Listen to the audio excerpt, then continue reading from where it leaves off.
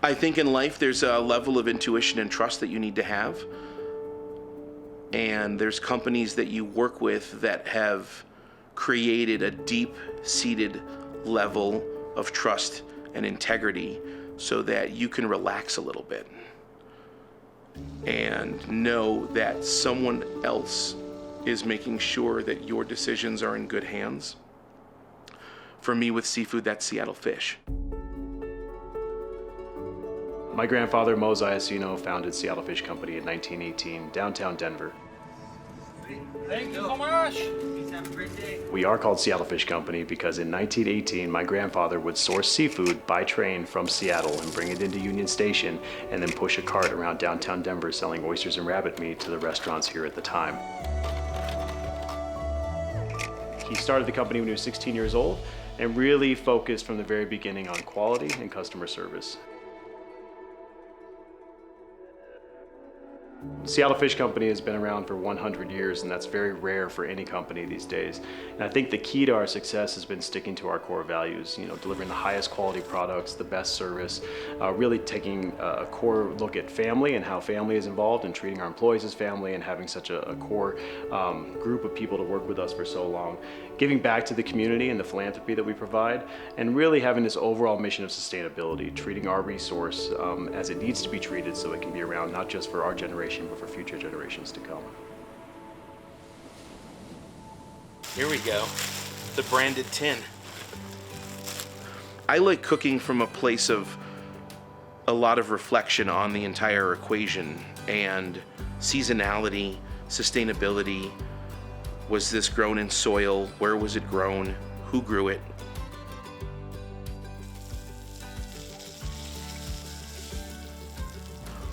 And I want to, at any moment in time when I am asked, where did this come from? Or why did you choose to use this particular ingredient? I want to be deeply proud and so thrilled to explain that process. Smoked steelhead roe, beautiful. One of the cool opportunities that we have at Seattle Fish Company is to link how we source and where we source in the fish to our customers. Then we can continue to, evangelize seafood, to spread this real excitement about where our product comes from, and we can get passionate customers.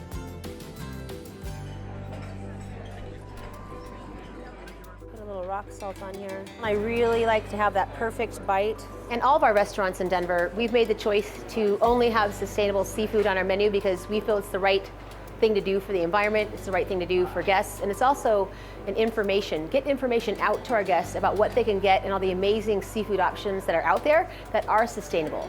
So we feel this is something that we need to do as stewards in our business and chefs. For Seattle Fish Company, it's been really powerful for us to take a thought leadership perspective on seafood and to help push the conversation forward about sustainability. And we think that's important because seafood being one of the leanest, healthiest, easiest to produce proteins on the planet is more and more important as the United Nations says we need twice as much protein to feed the world by the year 2050, right? And we know that seafood and vegetable proteins are going to be the way to do that. If you're farming animals, it takes about 4 times as much food to raise a pound of pork than it does to raise a pound of salmon, and probably 8 times as much food to raise a pound of beef as it does to raise a pound of salmon, and probably 10 times as much fresh water. Terrestrial farming, it really is a far less efficient way of making food. You want to make a sashimi, or you want to make a little crudo?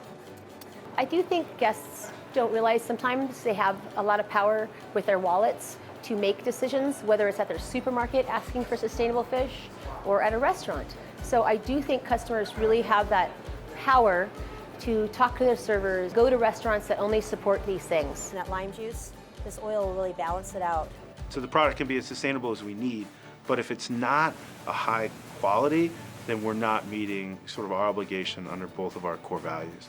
Quality is such a subjective term to a lot of people that what may be quality to them is not quality to me. So it's training our employees and customers that, hey, this is our quality, and we get good quality product in, we send good quality product out.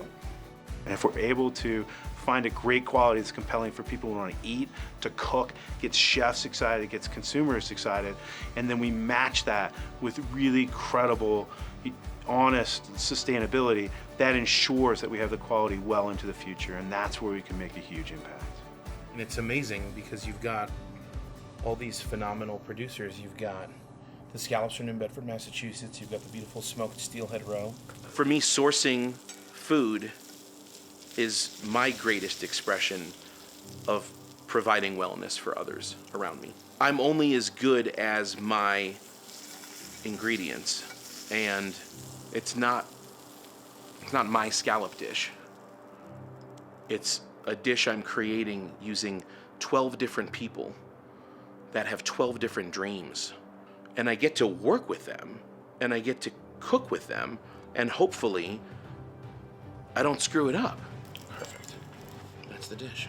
We couldn't be successful without our people. We have just an amazing sort of community. We could not do what we do without people that are passionate about Seattle Fish Company, without an amazing sort of business environment where we operate, just amazing nonprofits that really help to spread sort of the message. And so it's all those communities that come back together that really help us to be successful. To be able to have that camaraderie, that family, that we cook together, we cry together, we share everything, so I just love it. This is some good eating right here. It is. This is good eating. I want my son to know, and future generations beyond him to know, that the choices that we're making today and the work that we're doing today at Seattle Fish Company is having an impact on preserving the oceans and protecting our resource for future generations. And it's why he's going to be able to have oceans that he can visit and see wildlife in. And that's important to me, is that the decisions that we are making today are having that impact on the future and on the community that my son and his kids are going to grow up in.